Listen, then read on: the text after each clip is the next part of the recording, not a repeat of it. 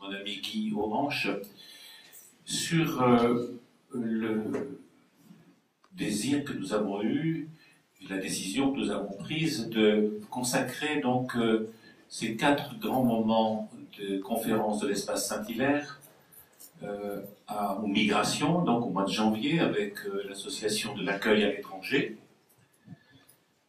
à l'école avec Madame Evelyne Martini il y a une quinzaine de jours je crois, avec Guy Orange ce soir sur construction d'une société solidaire et juste, et une 4e conférence qui aura lieu le 19 avril, à laquelle nous vous convions d'ores et déjà, avec un ami confrère journaliste et peut-être quelques autres, en tout cas avec Philippe Merlan, qui a écrit un livre sur la presse comme contre-pouvoir. Est-ce qu'elle fonctionne encore comme un contre-pouvoir aujourd'hui? Et nous prendrons la thématique suivante. Nous demanderons avec Philippe Merlan et quelques confrères peut-être de la région qui l'accompagneront, si aujourd'hui les médias sont un appui ou un obstacle à la démocratie. Il y a beaucoup de critiques sur le monde médiatique, qui sont en partie justifiées d'ailleurs. Et Philippe est un esprit avisé et libre, qui a une belle expérience journalistique, qui a écrit un livre déjà autour de ces questions, et qui aujourd'hui mène une expérience intéressante de formation de reporters citoyens dans 3 villes de France. Donc, je pense que ce sera une belle soirée. Si j'évoque cela, c'est que je voudrais dire que, au fond, ces 4 conférences, elles ont été choisies en fonction un peu d'une thématique pour nous, dans le cadre des élections présidentielles et législatives qui vont venir. Et je voudrais là-dessus souligner à quel point, au fond, les chrétiens sont appelés à participer à la construction de la société. Ça s'appelle la politique, on dit aussi le politique, mais la politique au sens le plus noble du terme, à savoir la construction du bien commun. Je ne vais pas m'attarder, mais il se trouve que j'ai fait, il y a une semaine à Nîmes, une conférence sur Église et politique, avec le pasteur Jean-Arnold de Clermont, qui représentait les amis protestants à Nîmes, qui sont nombreux. Et pour ce faire, j'avais repensé à regarder un petit peu le temps de l'histoire. Le temps de l'histoire est formidablement intéressant pour l'Église catholique, et je pense que c'est une des mutations les plus importantes qu'elle a faites pendant ces derniers siècles, ces 150 dernières années. Quand un certain pape Léon XIII a fait en 1891 une encyclique qui s'appelait Rerum Novarum, où il a opté pour la démocratie, où il a dit sa défense du monde ouvrier, il intervenait pour l'Église universelle, mais aussi précisément avec un intérêt particulier pour les Français qui venaient de vivre et qui étaient en train de vivre un siècle de participation à la monarchie et à un pouvoir contre-révolutionnaire. Et l'appel du pape a été qualifié par Georges Bernanos lui-même de coup de tonnerre. Un coup de tonnerre. En 1891. Alors le coup de tonnerre, c'est un coup de tonnerre, ça ne fait pas changer tout d'un coup le temps, parce que les nuages peuvent revenir. Ils sont venus, mais le grain était semé. Bien sûr, son successeur n'a pas eu la même audace, il s'appelait Pie X, il a même condamné un mouvement qui s'appelle Sion, mais en 1930 et 1931 est arrivé un autre pape qui a fait une autre encyclique, qui s'appelait Quadragesimo Anno, et qui disait « Oui, les chrétiens doivent travailler pour la justice sociale ». Ah bon? Et puis il y avait, en même temps, dans la même époque, celui qui deviendra un cardinal belge et qui fondait la jeunesse ouvrière chrétienne. L'Action catholique naissait. Ça allait continuer dans les années 1930 et après, avec l'arrivée de chrétiens politiques qui écrivaient des tribunes dans un hebdomadaire qui s'appelait Temps Présent et qui a été l'hebdomadaire d'où est née la vie catholique illustrée. Et signait là François Mauriac, André Frossard, Stanislas Fumet, Charles de Gaulle. Et ces hommes-là plaidaient pour le soutien aux républicains espagnols contre le franquisme. Et puis il y a eu ces prisonniers, prêtres, séminaristes, militants d'Action catholique, enfermés dans les camps de concentration, au contact de marxistes, au contact d'incroyants. Et puis il y a eu les prêtres ouvriers, et il y a eu la mission de France, et puis il y a eu tout cet engagement. Il y a eu la création en 1945 du Secours catholique. Et puis en 1961, un an avant le concile, il y a eu cette magnifique initiative de la création du Comité catholique contre la faim, devenu aujourd'hui, et pour le développement ensuite, devenu Terre solidaire.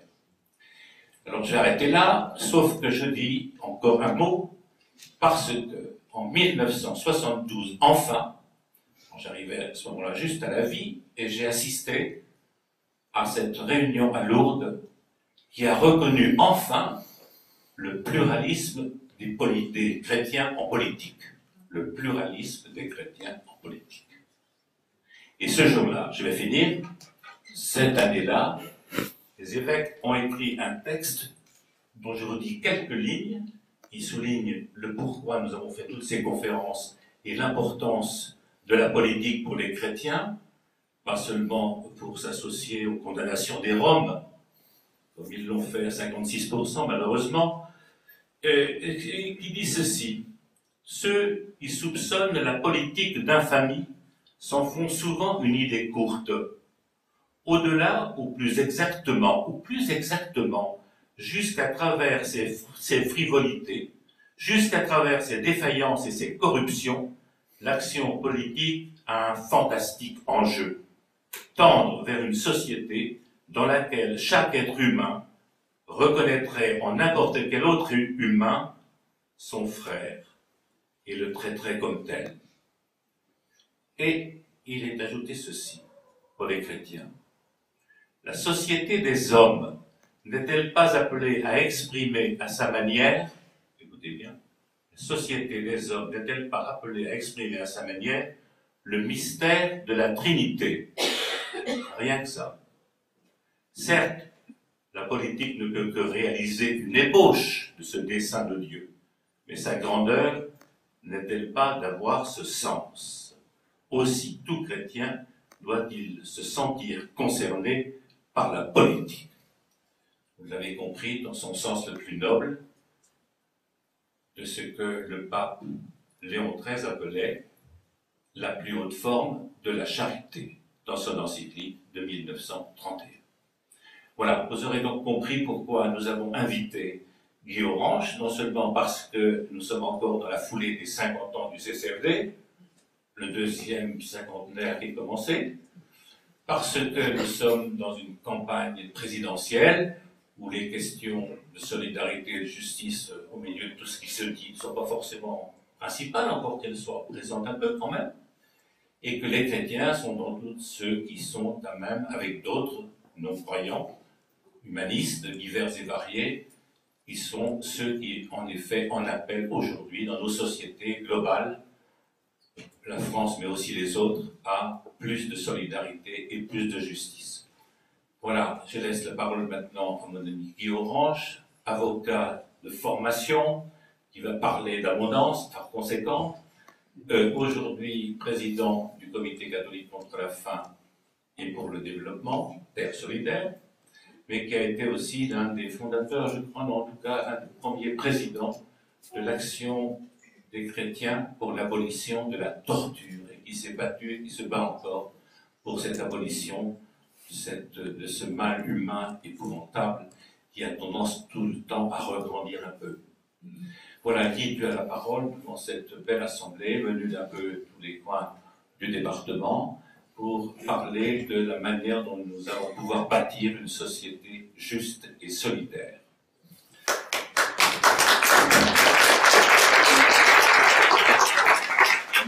Merci de votre accueil à chacune et chacun, et merci à l'espace Saint-Hilaire de jouer un rôle tout à fait fondamental qui est de nous inviter au cœur de la diversité de nos convictions, de nous inviter au débat. Ça me semble un des rendez-vous les plus importants dans la société française, car je pense qu'une des difficultés de notre société, c'est qu'elle a du mal à débattre véritablement au fond. Alors, bien qu'on soit en période électorale, je ne vous donnerai pas de consignes.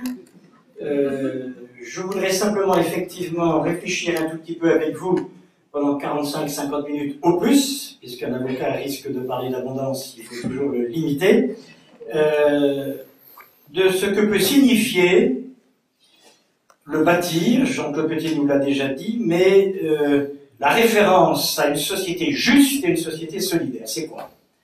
Qu'est-ce que cette référence peut exiger de nous, de chacun et chacune de nous, sachant que ce type de rencontre, pour moi, ne peut pas être une conférence. J'en ai fait de l'ordre de 3854 déjà, mais ce n'est pas des conférences, c'est des rencontres. Et quand on aborde des questions aussi difficiles que justes et que solidaires, on ne peut pas y aller tout seul. Et moi, je débute toujours ce type de rencontre, si vous le voulez bien, en évoquant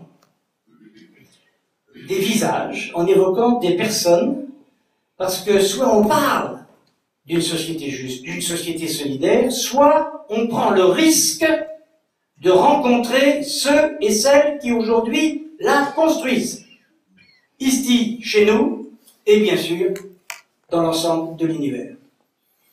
C'est ça le risque d'une conférence, me semble-t-il. C'est certes de devenir éventuellement un tout petit peu plus informé, ou s'ennuyer beaucoup, ça peut être les deux choses, mais c'est surtout de prendre le risque d'entendre un appel, d'entendre des rendez-vous qui nous sont proposés. Je vous invite à faire dans votre tête, nous sommes heureusement nombreux, donc on ne peut pas le faire chacun individuellement, mais dans votre tête, à qui pensez-vous? De votre entourage, ou de plus loin? Pas forcément, je vous dis tout de suite, à l'abbé Pierre, à Mère Teresa ou Martin Luther King, hein, mais à qui pensez-vous lorsqu'on évoque société juste, société solidaire? Parce que nous allons aller rencontrer ces hommes et ces femmes. C'est eux qui sont là. Et on peut en parler parce que eux, ils sont sur le terrain, parfois avec nous, parfois ils nous appellent et nous ne sommes pas toujours au rendez-vous. Moi j'évoque deux visages, mais faites la même chose dans votre tête et dans votre cœur. J'évoque le visage d'un des partenaires du CCFD Terre Solidaire. Vous savez que le CCFD Terre Solidaire n'envoie pas ses experts, mais il travaille avec des associations partenaires dans 65 pays du monde, et aujourd'hui c'est de l'ordre de 450, 480 projets, donc 450, 480 partenaires dans ces différents pays, du Sud et un tout petit peu de l'Est de l'Europe. J'évoque Monseigneur Barreto. Monseigneur Barreto, vous ne connaissez pas son nom, bien que nous ayons appris la semaine dernière qu'il était menacé de mort, lui et son équipe. Monseigneur Barreto, il est archevêque de l'Altiplano péruvien. Je ne sais pas si vous avez été dans cette magnifique région, 2500 mètres, le ciel est bleu, les montagnes enneigées nous entourent, et je vois encore Monseigneur Barreto me dire, les larmes dans les yeux, Guy, rendez-vous compte.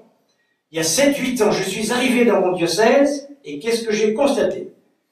J'ai constaté que le sang de nos enfants était plombé. Vous savez ce que c'est que le saturnisme? Quand les enfants grignotent des vieilles peintures au plomb, ils peuvent se plomber le sang, ce qui va entraîner rachitisme, troubles psychiques et parfois la mort.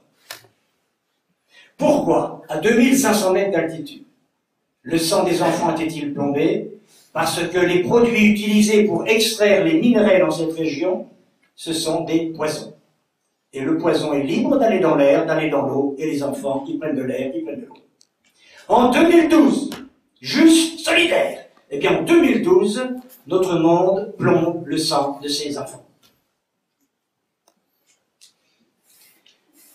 Qu'est-ce qui s'est passé? Eh bien, nous avons travaillé, bien évidemment, à la suite de cet appel avec lui.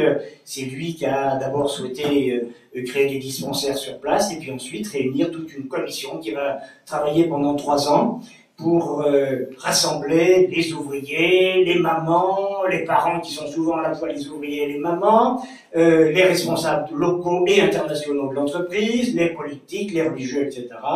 Et il me disait il y a 2 ans, eh bien, nous avons diminué de 80% le taux d'intoxication.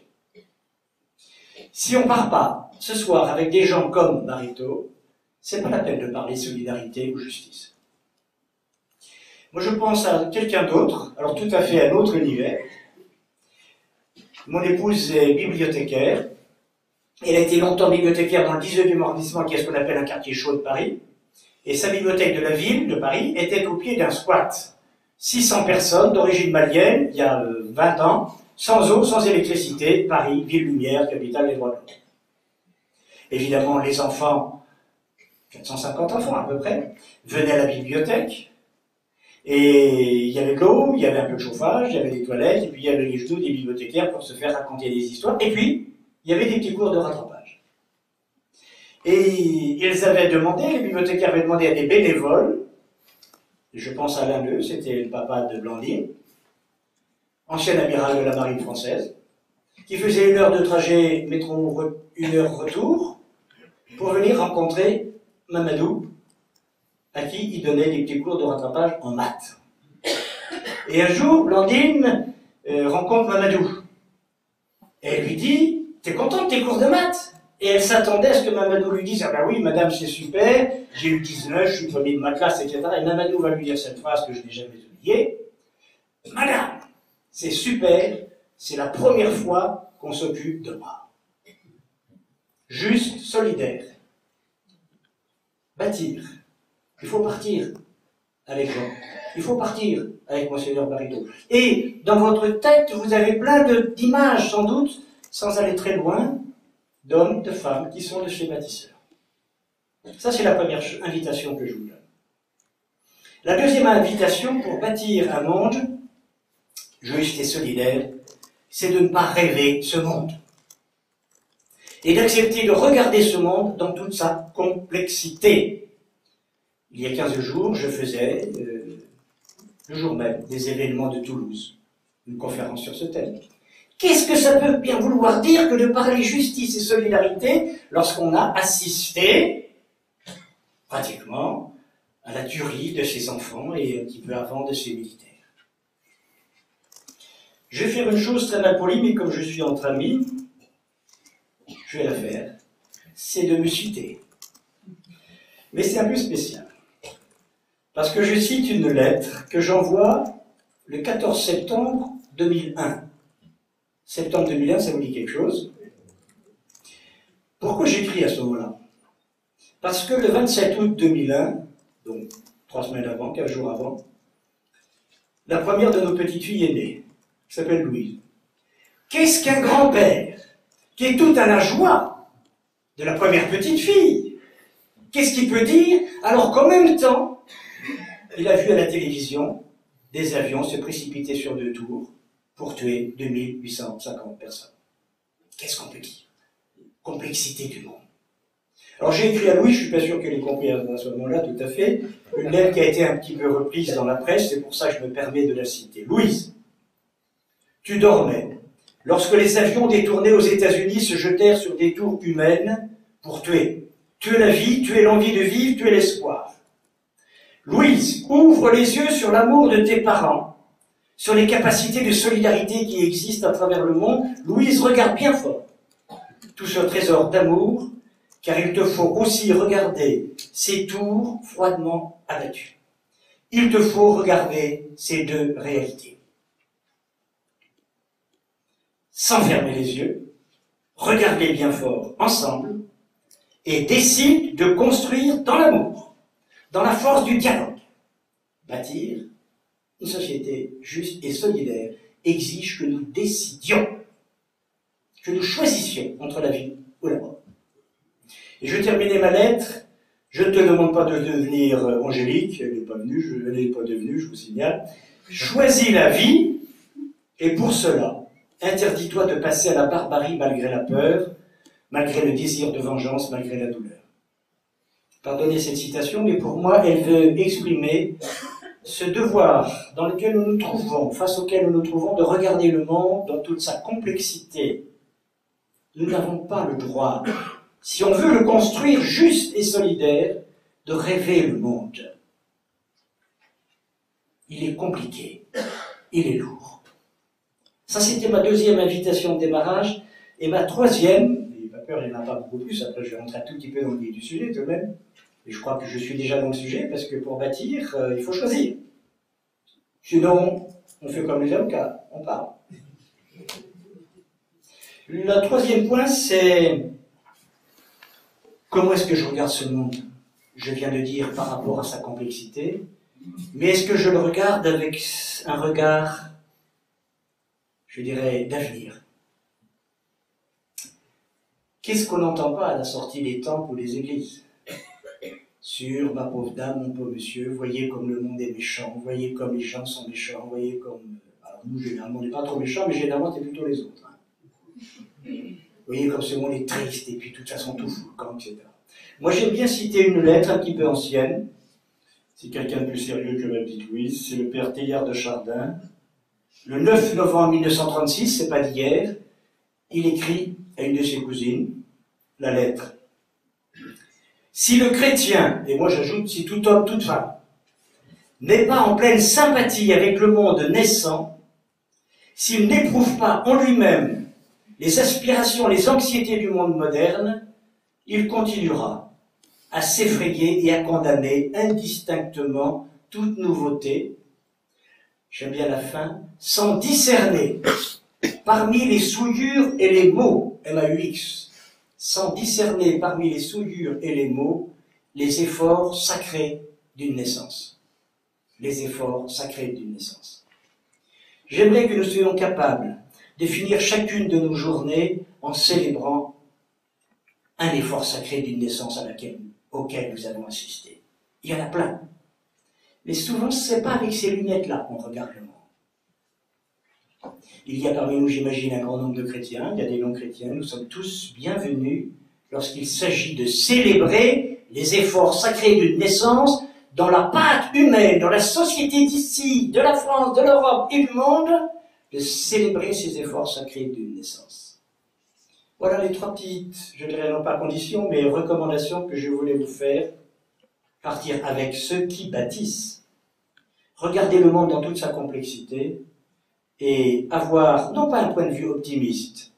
Vous savez, souvent, quand je suis dans des collèges ou dans des lycées, monsieur, ça fait 40 ans que vous êtes dans ces histoires de droits de l'homme ou de solidarité, vous êtes optimiste ou vous êtes pessimiste? Si je leur réponds optimiste, ils me disent Fukushima, ça vous dit rien? Le Rwanda, 8 à 9 millions de chômeurs en France. Pas facile d'être optimiste. Si je suis pessimiste, ils me disent la porte est ouverte, on va passer dans les cours. Je pense que pour moi, les adjectifs n'ont plus de sens. Je leur réponds, j'essaie d'être aux côtés de ceux et celles qui n'acceptent pas l'inacceptable. C'est peut-être une forme d'optimisme. Peut-être. Mais ce dont je voudrais partager l'optimisme, c'est l'optimisme de ces hommes et de ces femmes qui n'acceptent pas l'inacceptable. Je vais vous proposer 2 séries de réflexions, mais je tiendrai le temps indiqué. Première série, pour réfléchir notre monde, essayons de repérer quelques-uns de ces paramètres, quelques-unes de ces caractéristiques de cette société française, mais société mondiale. Parce que c'est pas la peine de dire je conçois la solidarité et la justice, alors on peut faire de très beaux discours, il y en a pas mal en ce moment, on peut faire de très bons sermons, il y en a également assez régulièrement les dimanches, mais c'est pas ça qui souvent fait avancer les choses. Savoir dans quel contexte nous plaçons notre projet de justice et de solidarité. Et puis le deuxième temps, c'est selon le temps qui me restera, de proposer quelques chemins de construction de cette société juste et solidaire. Car il y a des chemins. Premier temps, si vous voulez, sur quelques caractéristiques, il y en a beaucoup, il y a des gens beaucoup plus compétents que moi sûrement pour en parler ici ce soir, dans cette salle, mais j'en vois 3-4, on va voir. La première caractéristique, elle est connue, c'est la tarte à la crème, c'est la mondialisation. Alors ça, la seule chose, c'est que nous n'avons pas pris la dimension de la radicale nouveauté de cette mondialisation. Alors la mondialisation, les penseurs grecs la pensaient déjà. La seule différence, c'est qu'aujourd'hui, mes petites filles, elles la vivent.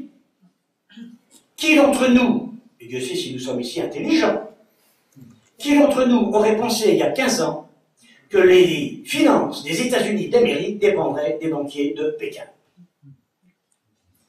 Les questions de localisation, délocalisation, relocalisation, ça va se décider à Brasilia, à Bruxelles, à Washington, à Moscou, à New Delhi, etc. Nous sommes dans une société mondialisée et une des caractéristiques de cette mondialisation, c'est pas la seule, c'est l'interdépendance. Nous sommes interdépendants. C'est pas bien, c'est pas mal, c'est comme ça. Cette interdépendance peut nous permettre de sauver des vies, de réaliser des choses extraordinaires, parce que nous sommes proches, solidaires, les uns les autres. Comment est-ce que nous réagissons face à l'interdépendance qui est toujours pesante? C'est pas drôle de dépendre. Je pense qu'il faudrait, et vous l'avez sûrement fait déjà à l'Espace Saint-Hilaire, réfléchir sur le lien qu'il y a entre cette mondialisation et tous ces phénomènes de repli identitaire, qu'ils soient politiques, culturels, religieux, que nous connaissons dans notre terre de France ou dans notre situation mondiale en général. Il y a un lien. Et je ne veux pas accuser ceux, parce que j'en suis aussi, qui de temps en temps ont un peu peur de toutes ces dépendances et qui disent, attendez, si on s'accrochait à des chaussures, parce que le camembert français, c'est quand même plus sûr que le reste. L'interdépendance va nous forcer à choisir entre trois axes possibles. Le premier axe, pour réagir à la dépendance qui m'est lourde, qui m'est pénible, c'est « je te bouffe ». C'est la concurrence extrême. C'est ce qu'on fait aujourd'hui en économie, en technologie et parfois en religion. Pour supprimer celui dont je vais dépendre, ou dont je risque de dépendre, pardon, pour ne pas avoir à dépendre de stock, je le supprime. Groupe, entreprise, communauté, etc. Il ne faut pas s'étonner qu'il y ait de la violence dans le monde, puisque un des axes autour duquel nous construisons cette mondialisation, c'est le « je te bouffe ». Deuxième attitude possible, qui est moins belliqueuse, c'est, mes frères, mes sœurs, que le meilleur gagne. On a entendu ça beaucoup, dans tous les domaines. Et nous savons très bien que le meilleur gagne, ça signifie que le plus faible soit écrasé. Il ne faut pas s'étonner que le mouvement anti-décarbone nous dise que c'est entre 8 et 10 millions de Français qui sont totalement marginalisés par rapport à la société française. C'est très logique, parce que souvent on se gratte la tête pour savoir, mais mon Dieu, pourquoi c'est si dur cette société? Pourquoi est-elle si injuste? Il y a une corrélation directe entre ces choix qui sont faits et les conséquences qu'il fait. La troisième attitude possible, après le je te bouffe, après le que le meilleur gagne, c'est le choix du partenariat. Et le partenariat, c'est pas simplement quelque chose de bon parce que le Société Terre Solidaire vous le recommande. C'est pas quelque chose qu'il faut faire parce qu'il faut faire plaisir au bon Dieu.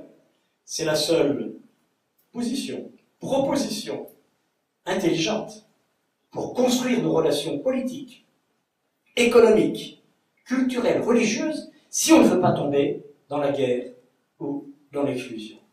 Le partenariat, c'est compliqué parce que ça veut dire que je vais faire alliance avec des groupes, des pays, des cultures, des religions qui m'interpellent. Mais notre société, y compris la société française, il n'y a pas que le monde, mais la société française est un des reflets de ce monde, elle exige ce choix du partenariat.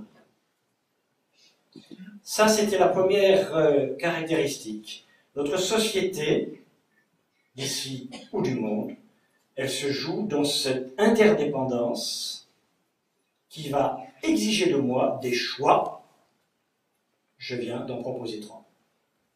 Deuxième caractéristique, si vous voulez, c'est par rapport à notre société française ou mondiale, nous vivons pour la première fois dans l'histoire de l'humanité le temps de la toute-puissance.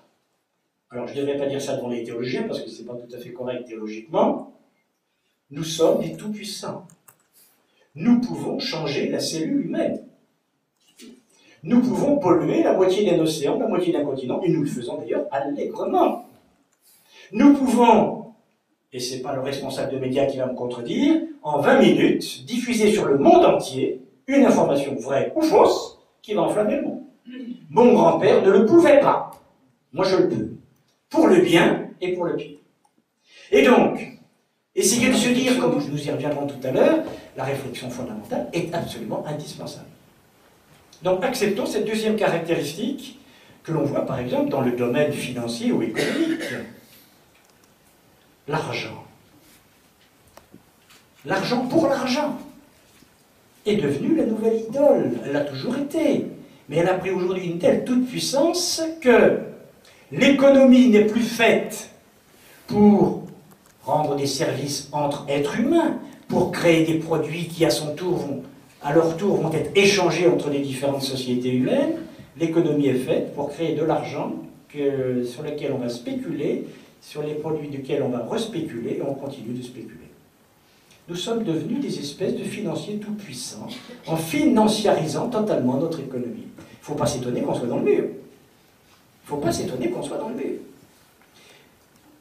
L'argent, nous ne sommes pas contre. Ça, c'est une nouvelle que je vous indique. Le CCFD n'est pas contre l'argent. D'abord, n'oubliez pas de donner à la collecte du CCFD, ça, c'est une première chose. Mais en dehors de ça, nous ne sommes pas contre l'argent, nous ne sommes pas contre les banques, nous ne sommes pas contre les entreprises. Nous sommes aux côtés des grands patrons qui disent aujourd'hui le capitalisme ultralibéral et financiarisé est devenu fou. Et il y en a beaucoup qui écrivent là-dessus et qui disent ça. Eh bien, nous sommes avec ceux et celles qui disent cet outil qu'est l'argent, cet outil qu'est l'économie, eh bien, mettons-les au service de qui? On va retrouver nos notions de justice et de solidarité. Troisième caractéristique, c'est un monde et une société française déboussolée, c'est-à-dire en quête de sens. Et là encore, il ne s'agit pas de se dire c'est bien, c'est moins bien, c'était mieux avant, c'est pas vrai tout ça, c'est comme ça. Moi, quand j'ai eu à choisir des orientations personnelles, bon, je ne suis pas très malin, mais j'avais 5-6 choix possibles, sur le plan, je dirais, idéologique, philosophique ou religieux, etc. Ma petite Louise, si elle pianote sur son zinzin, elle en a 450 en 30 secondes. Le pire et le meilleur. C'est pas étonnant qu'on soit un peu déboussolé. D'où il y a une nécessité à creuser. Si nous voulons être vraiment de ces bâtisseurs d'un monde juste et solidaire, d'une société juste et solidaire, nous devons creuser les questions de sens. Alors vous allez me dire, ça c'est des beaux discours. Pas du tout des beaux discours, c'est les convictions dont je parlais tout à l'heure en commençant. Alors comment est-ce qu'on va faire pour retrouver un peu les boussoles? Il y a des moyens extrêmement différents. Premier moyen, je ne sais pas si vous avez lu le livre de Marek Alter. Un petit livre, d'habitude, Marek Alter, il nous fait des briques de 800 pages, etc. Mais là, il nous a fait un petit livre de 180 pages qui s'appelle La force du bien. C'est sympa. C'est des récits d'hommes et de femmes qui ont sauvé des enfants juifs pendant la guerre. Et il raconte un de ces récits, un témoignage. C'est une religieuse hollandaise. Et la dame, elle raconte, la religieuse, ben voilà, monsieur, moi, c'était mardi pendant la guerre. Comme je suis intendante de ma communauté religieuse, je partais au marché, j'avais un panier dans chaque main.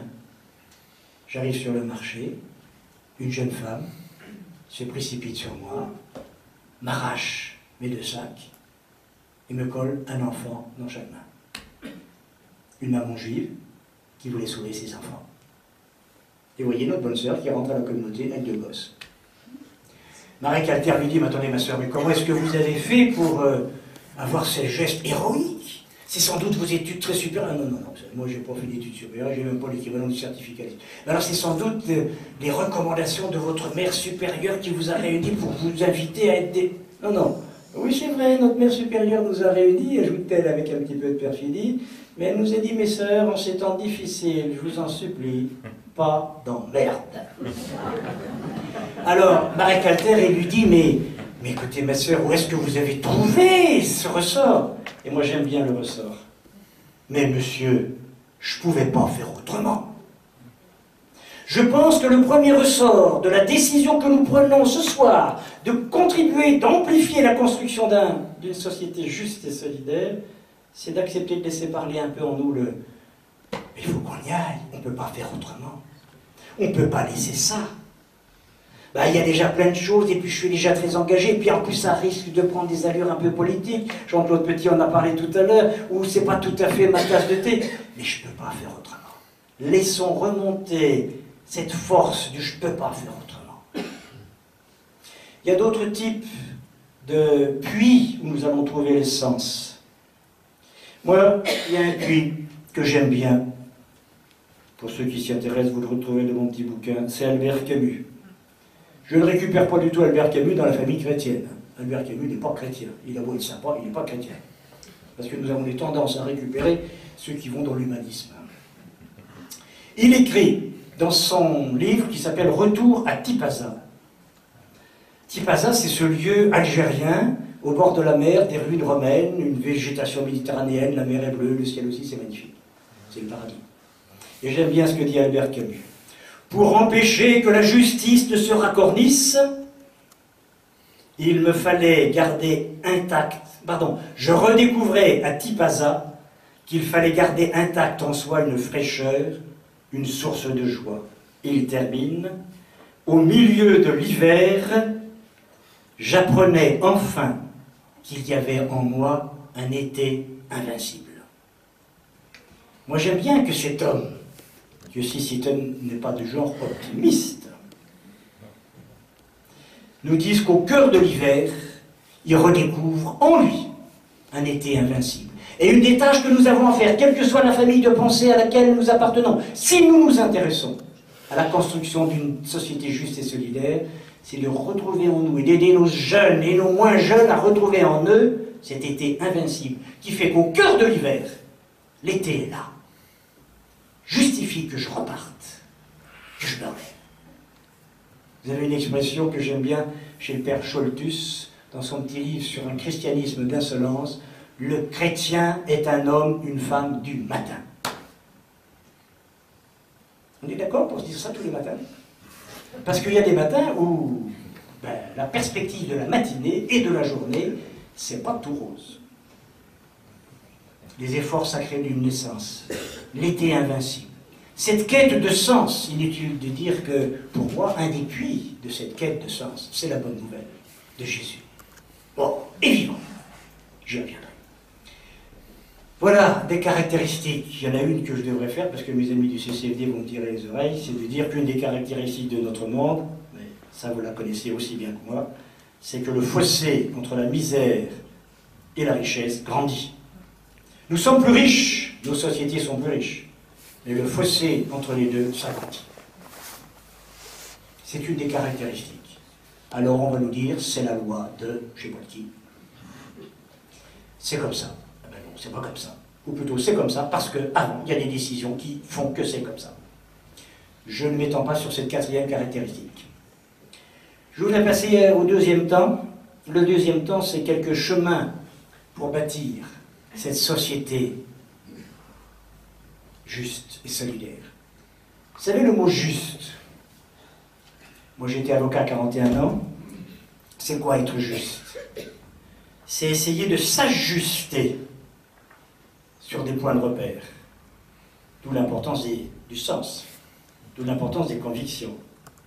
On ne peut pas construire une société juste si on ne voit pas à peu près à quelle conviction, à quelle valeur, entre guillemets, nous voulons ajuster nos constructions. Sinon, on fait du bricolo d'activiste. C'est pas inutile. Mais c'est pas ça une société juste. Et donc, je voulais essayer de repérer quelques-uns de ces chemins de construction d'une société juste. C'est vrai pour la France, c'est vrai pour le monde.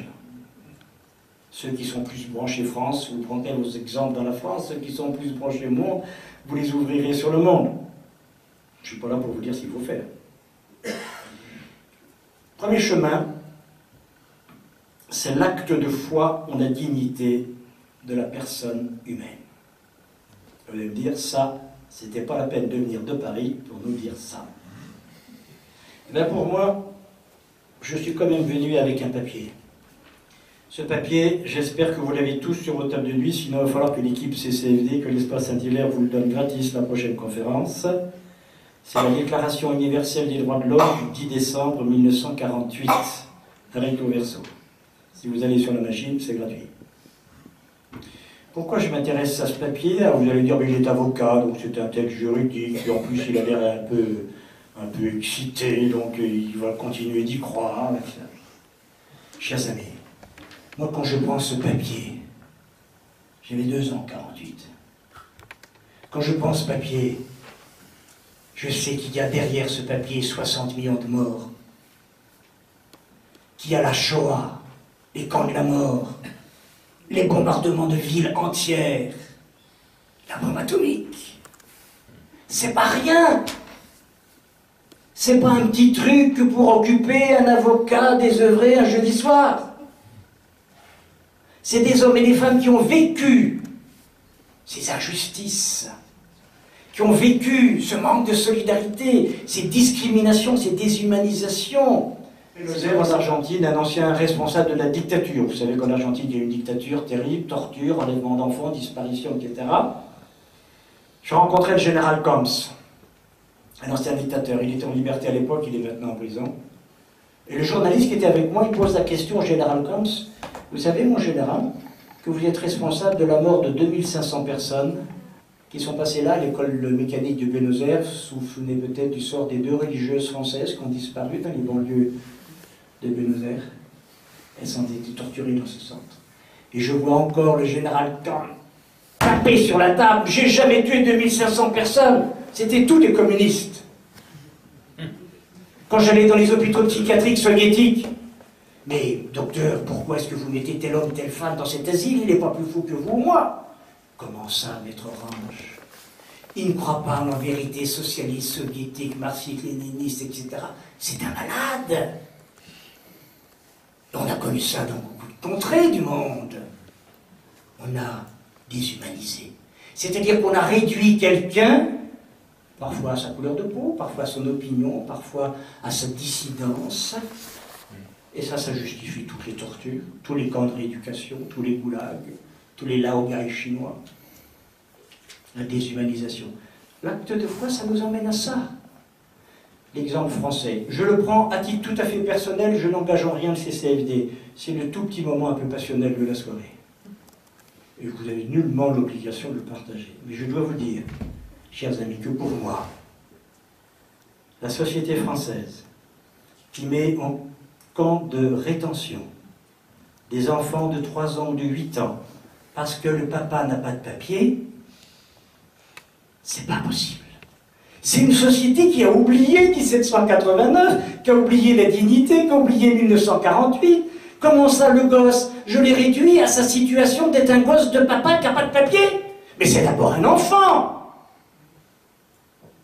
Choisir de construire une société juste et solidaire, ça veut dire ajuster nos décisions, y compris quand c'est compliqué. Je n'ai pas plus que vous de solution à ce problème des migrations, etc. Et vous en avez déjà parlé, vous allez en reparler, vous avez raison. C'est compliqué. Mais ce que je sais, c'est qu'à aucun moment, pour traiter ces situations, je ne me permets de déshumaniser quelqu'un. Quelqu'un n'est pas d'abord un sans-papier. C'est un monsieur ou une dame sans-papier. C'est un enfant dont les parents... Et est-ce que je peux mettre dans une prison un enfant de 3 ans? Et la France a été condamnée il y a 3 semaines par la Cour européenne des droits de l'homme parce qu'elle a mis 2 enfants pendant 3 semaines en camp de rétention simplement parce que le papa n'avait pas de papier. Pardonnez-moi ce petit moment un peu personnel, mais la société française a oublié son ajustement sur la dignité de la personne en déshumanisant. Ça, c'était le premier chemin. L'acte de foi en la dignité, la pratique et l'accès des droits. Très souvent, ces CFD solidaires, on nous dit, mais sur quoi est-ce que vous vous basez? Bien, nous nous basons sur le projet qui consiste à, dans une société locale bien précise, donner accès aux droits. Comment est-ce qu'un paysan togolais a accès à la possibilité de manger une fois par jour? Comment est-ce que, actuellement, nos amis de Birmanie, nous avons des partenaires en Birmanie, ont accès à un minimum d'expression de liberté? La dignité, c'est l'accès à. Je vais pas recommencer. La deuxième piste, le deuxième chemin de construction d'un monde solidaire et juste, c'est d'accepter, chers amis, de prendre le risque ce soir d'accepter que nous sommes tous, les unes et les autres, des sauveteurs en puissance. Je n'ai pas dit des sauveurs. Je me méfie des sauveurs, il n'y en a qu'un pour moi. Des sauveteurs, ça veut dire quoi? Eh bien, Jean-Claude l'a rappelé tout à l'heure, c'est vrai que j'ai été très marqué par les débuts de l'action des chrétiens pour l'abolition de la torture. 1974. Et dans les années 80-82, j'étais à une réunion internationale. Je rencontre un officier de l'armée chilienne qui me raconte son histoire. Il avait été expulsé de son pays. Moi, j'étais officier.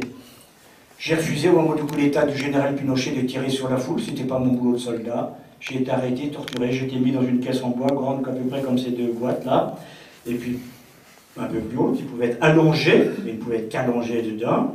Je suis resté 6 semaines, j'avais le droit de sortir 3 fois par jour pour aller aux toilettes et pour manger. Un jour je sors, et il me dit, en allant aux toilettes, j'ai entendu quelqu'un qui m'a crié, on parle de toi au dehors. Et cet homme me dit, ce jour-là, j'étais sauvé. Je lui dis, me n'étiez pas sauvé, vous êtes resté 2 ans et demi en prison, à nouveau torturé, votre famille menacée, et il se fâche, j'étais sauvé, je n'étais plus seul. On parle de toi au dehors, c'était des gens qui, ici à Niort, ou dans le département, avaient fait une petite lettre pour la CAT, pour l'Amnesty International, pour la Ligue, etc. C'était un journaliste courageux qui avait fait remonter des informations. C'était un responsable politique qui, en allant là-bas, avait dit, vous savez, cet homme-là nous intéresse. C'était un responsable religieux qui avait peut-être dit, mais oui, vous qui êtes gardien de prison, cet homme-là, nous le suivons. Il n'était plus seul. Il était sauvé. Nous avons souvent l'occasion d'être des sauveteurs. Moi, je me souviens d'un groupe de jeunes, à l'époque, à la CAT, on faisait des parrainages entre des groupes d'étudiants et des grands-mères qui, en Argentine, cherchaient leurs petits-enfants. Et il y a un groupe, à Lannion, qui a vécu ça. Il a écrit sa lettre de solidarité à une des grands-mères d'Argentine, et puis il y a une des grands-mères, elle a répondu. Elle a répondu sa lettre, mes enfants, je dois vous dire que j'ai reçu votre lettre qui, dans cette période que je traverse, a été comme un baume. Qui m'a permis et me permet de penser que tout n'est pas mauvais. Permettez-moi de vous embrasser, de vous appeler mes enfants. La grand-mère n'était plus seule.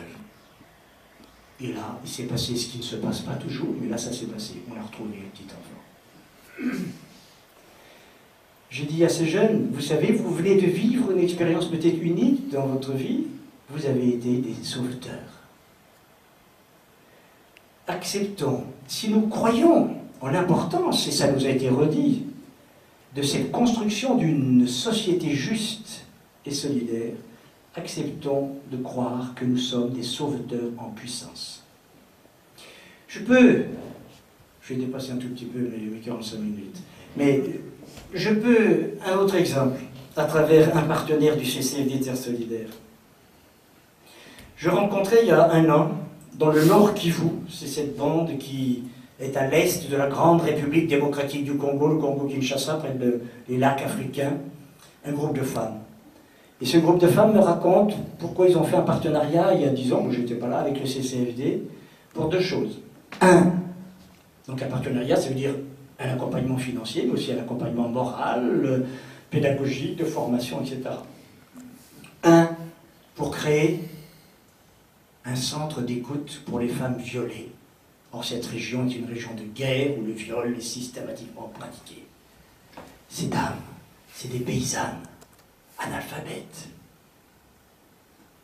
Moi, je vous dis, chers amis, que tant que nous aurons des femmes paysannes, des pauvres parmi les pauvres, qui fixeront comme objectif de construire des lieux d'écoute pour leurs sœurs violées, alors nous avons le droit de parler de solidarité et de justice, et alors nous entendons leur appel. Et elle me dit, on a un 2e projet, parce que nous, un certain nombre d'entre nous, nous sommes veuves. Et la loi et la pratique dans ce pays, c'est que quand la femme devient veuve, on remet la terre qu'elle cultivait à la famille de son mari.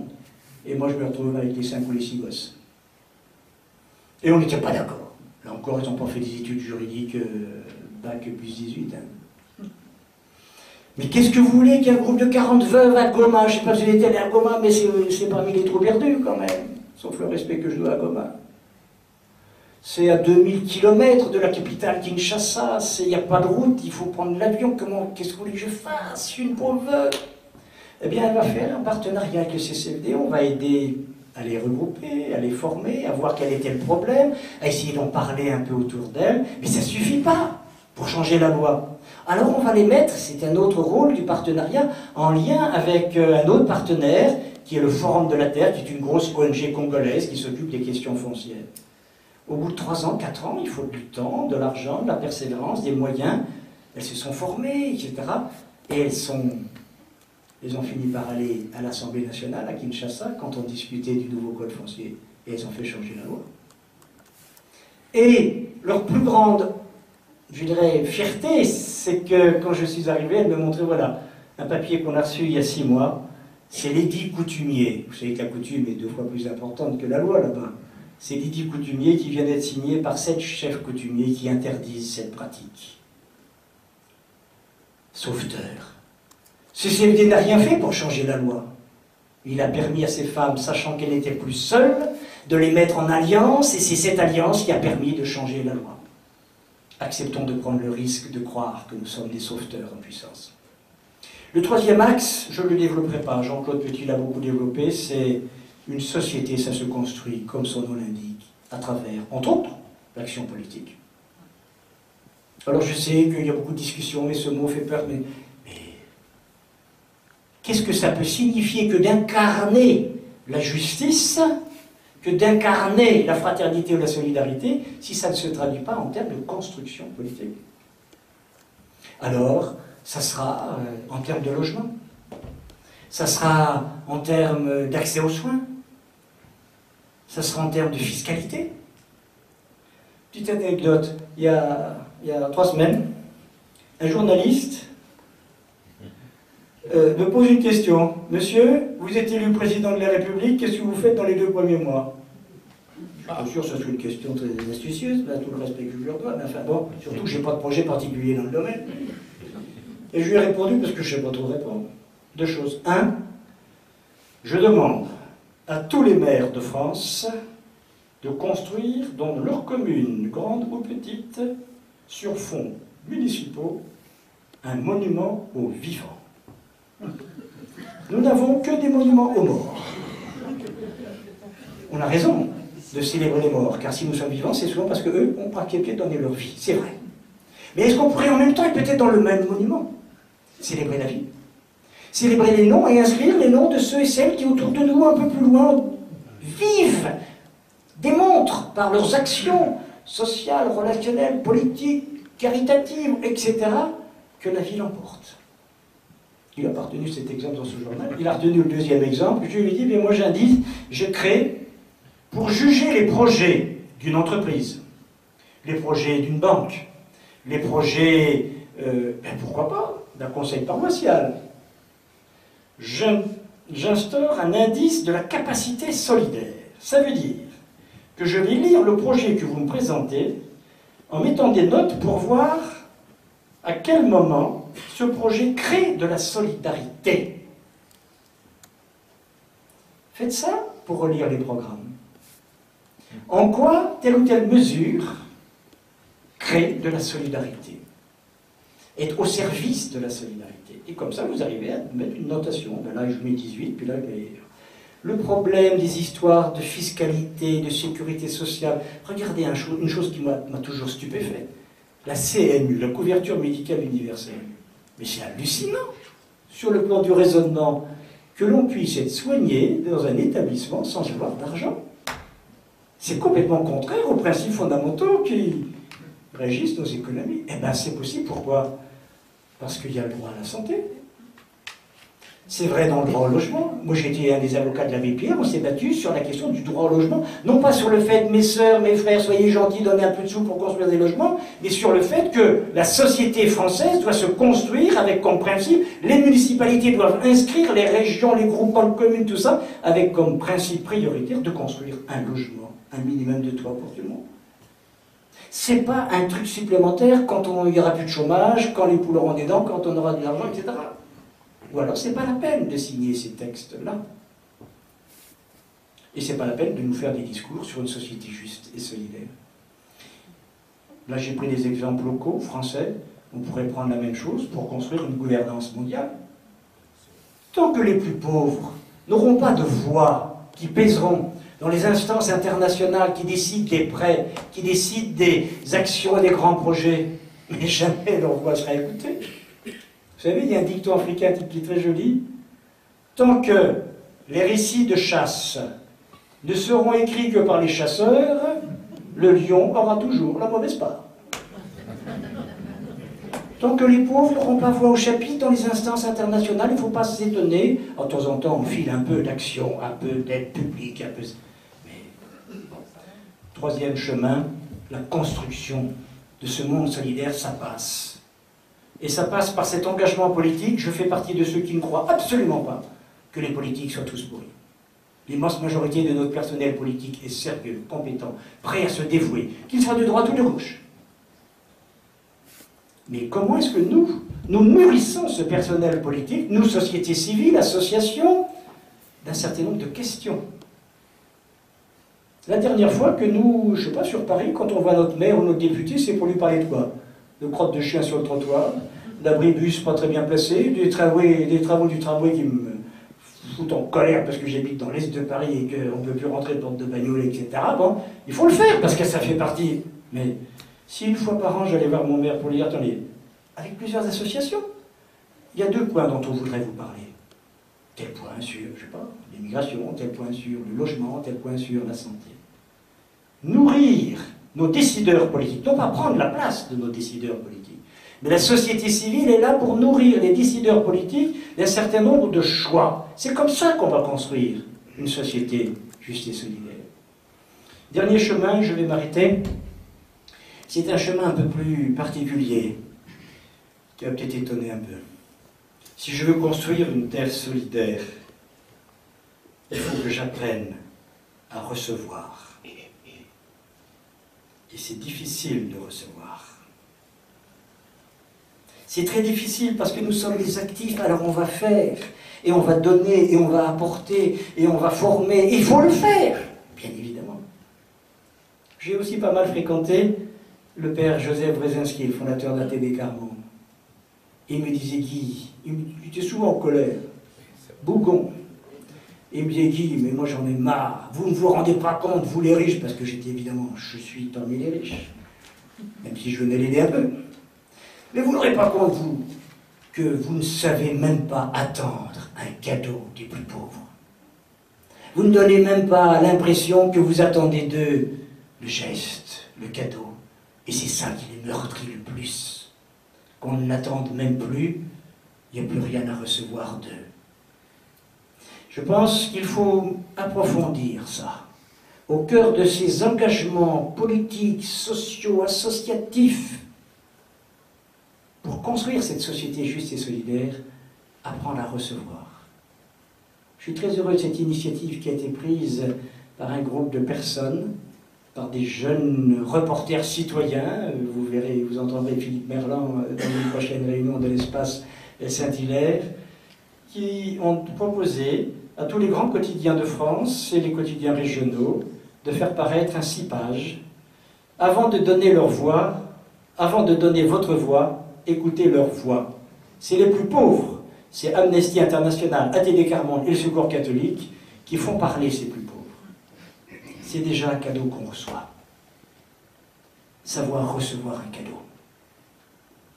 On pourrait multiplier les exemples, mais je crois que c'est très très important au cœur de ces travaux de solidarité que de réapprendre à savoir recevoir.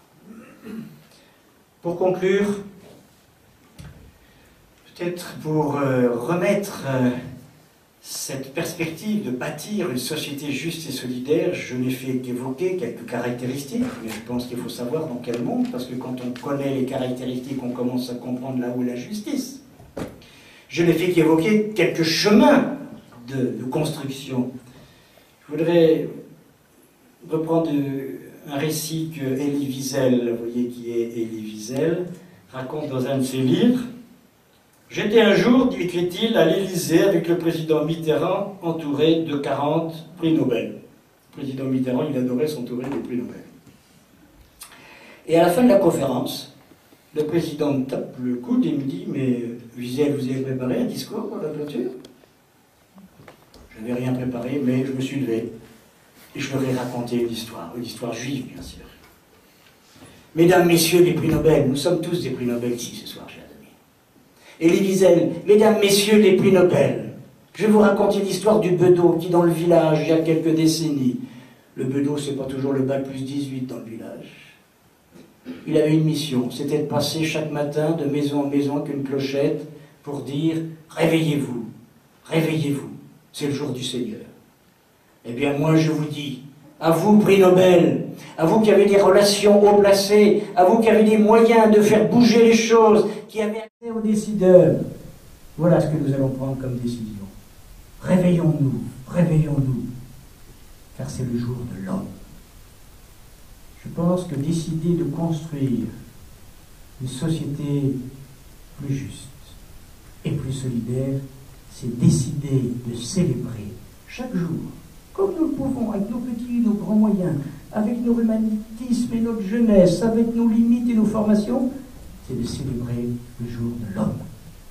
Je vous remercie de votre très fraternelle attention.